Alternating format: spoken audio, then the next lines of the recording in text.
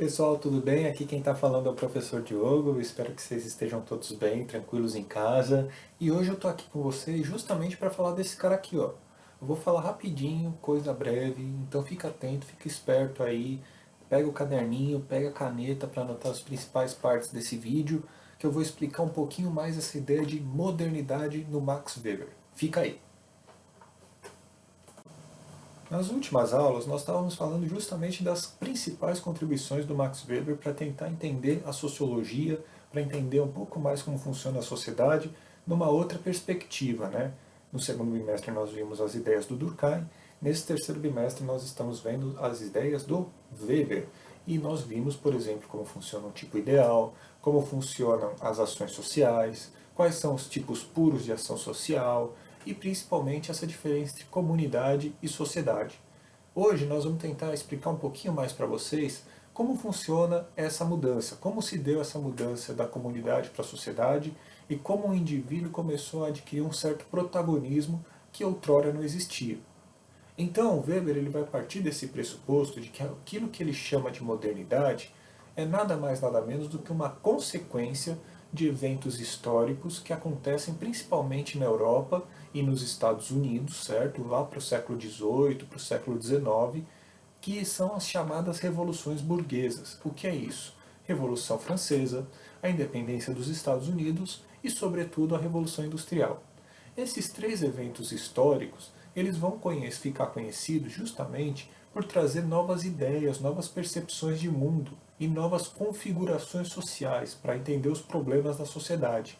Então são nesses momentos em que o indivíduo vai adquirir uma potência, um protagonismo maior nas suas ações e que a sociedade será moldada por eles, né? Então, ao contrário do que o Durkheim pensava, o Weber ele vai trazer uma mudança de perspectiva nesse sentido.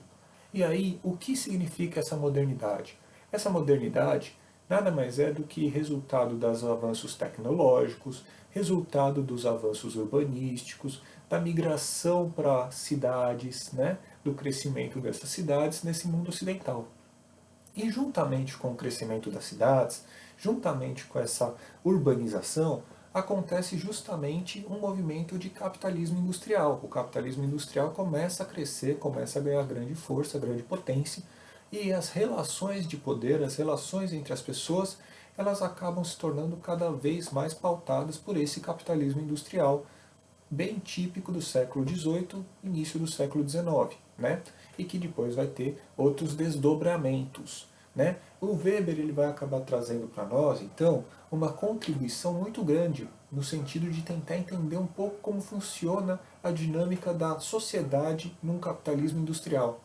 E essa sociedade ela vai ser atingida por essa tal modernidade, e essa modernidade vai fazer como principal consequência uma mudança nas relações sociais que vai trazer uma pauta de racionalização, de secularização das ideias antes religiosas, certo?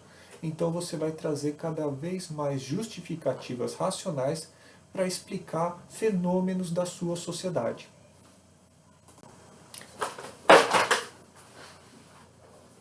Eita, caiu aqui o livro.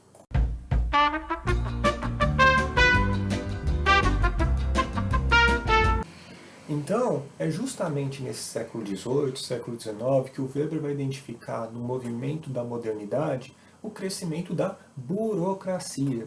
Uma palavra que para nós no senso comum pode soar meio ruim, né? Um xingamento praticamente quando você fala de burocracia, né? Porque burocracia no senso comum tem muito a ver com algo que é improdutivo, com algo que não tem eficiência nenhuma, com algo que só atrasa a sua vida.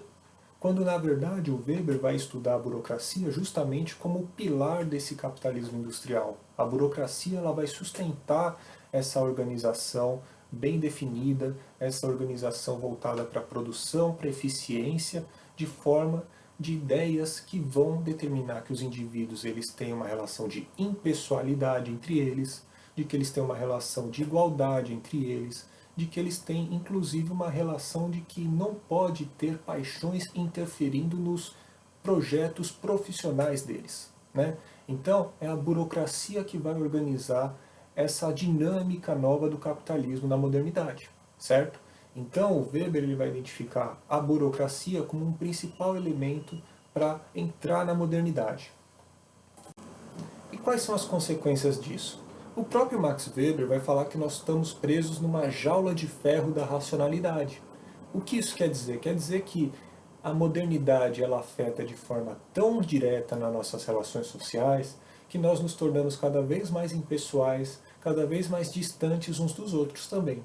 Isso afeta as nossas crenças, os nossos valores principalmente, porque aí vai surgir a ideia de desencantamento do mundo também que o Weber trabalhou e que eu mostrei para vocês junto com o professor Flávio na última aula, que nada mais é do que aquela ideia de que o mundo ele deve ser explicado sempre de uma forma racional. E quanto mais racional ele é, mais verdadeiro ele se torna. E nesse tipo de narrativa, o que acontece? Os mitos, as crenças religiosas, elas perdem sentido, elas perdem valor se elas não estiverem conectadas a uma certa racionalidade.